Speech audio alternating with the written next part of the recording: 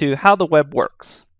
In this lecture, we're actually going to be discussing the following ideas. We'll talk about how the web works, what is actually happening when you input a URL into your browser, and how it connects and retrieves a website.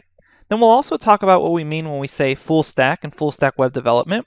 We'll get a brief overview of the course technologies that we teach here, and also why we chose Django for the course. Let's get started. So before we can begin to learn about all the technologies in this course, we need to understand how the web works and what actually constitutes the full stack. So what actually happens when you're at home and you open up your browser and visit a website? Let's break down the basic steps. You start off by typing your URL into your browser. So you're at home, you open up your browser, and you type in whatever website you want, facebook.com, google.com, etc. Then your computer sends this request as a packet, which includes the IP address of the website you want. And the IP address allows servers later on to actually identify what website you're looking for. And it sends this request through wires, or a satellite which eventually links to wires using your internet service provider. So if you're at home, your request is eventually sent through either copper wires or optic fiber wires to the server that we're about to reach, or if you're on your cell phone, it links to a satellite, which links back down to Earth, which then ends up going to some sort of physical wire. And at a very, very basic level, the internet is basically just wires connecting computers with some sort of protocol. So your ISP will then reroute the request to the appropriate server location, using the IP address as the guide. And then once your request reaches the server, it can send back the website you were asking for. However, a full website with content is too big to send back as a single packet of data. And the way we solve this is the server sends back the website split up into many, many packets. And the packets come with instructions on how to get back to you and reassemble themselves once they reach you.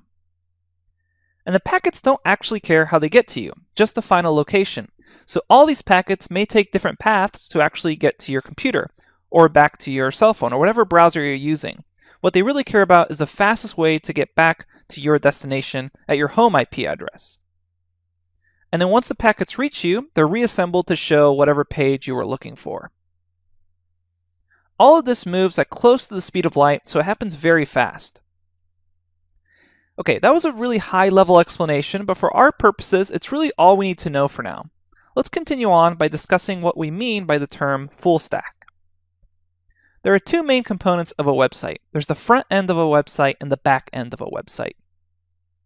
The front end of a website is what you see as a user on the website, and then the back end is the technology used to actually decide what to show you on the front end. For instance, let's say you're looking at facebook.com. So what you see, the colors, the actual content there, that's all the front end stuff. The back end is what decides if you're a user coming in, what pictures or content or comments to retrieve from the database and then show it to you on the front end. So let's talk a little bit more about that front end. The front end really revolves around three key technologies: HTML, CSS, and JavaScript.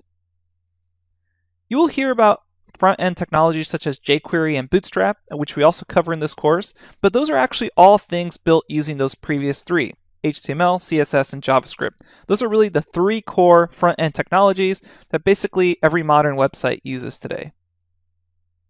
HTML is hypertext markup language, and every website will have HTML. It's the structure of the page, and you can actually view it by right-clicking on selecting View Page Source, if you're using the Chrome browser, on any website. So you can open up your browser on this page, right-click, select View Page Source, and you will actually see the HTML for whatever website you're looking at.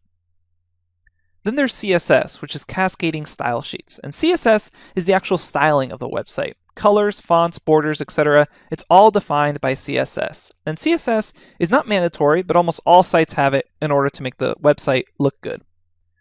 And then finally, JavaScript allows you to add interactivity to the website, including programming logic. Any site with interactivity uses JavaScript in some way.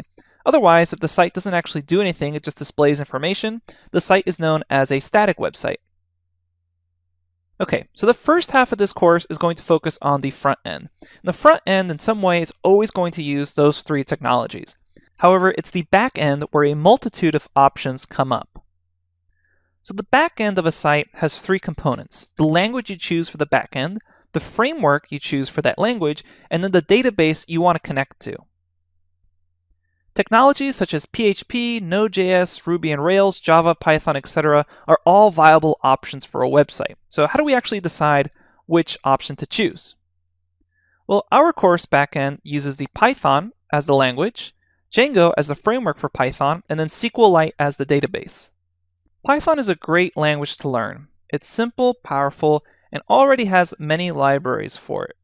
So what does that actually mean? Well, it's simple because the actual syntax of programming through Python is based on code readability and clarity, meaning you're going to save yourself a lot of time programming because of how easy Python is to learn and type with. And then it's powerful and scalable. And it also has many libraries already attached to it. So if you're interested in applications such as machine learning for your website, data visualization for your website, or even things such as gaming for your website, Python already has many libraries you can use to implement those ideas into your project. And Django is the most powerful and popular framework for Python. It's fast, secure, and scalable, and it's used by many actual websites such as Pinterest, Instagram, Bitbucket. They all run on Django. And then SQLite comes with Django and Python, making it a very easy choice to use as our database. And as we continue along with the course, we're going to be discussing each of these topics in much more detail. But for now, you should have a high-level view of what we use in this course to turn you into a full-stack web developer with Django. Full stack meaning we combine the front-end technologies with the back-end technologies so you can create a website all the way through from scratch. Okay, now that we have the high-level overview, let's go ahead and get started with the rest of the course.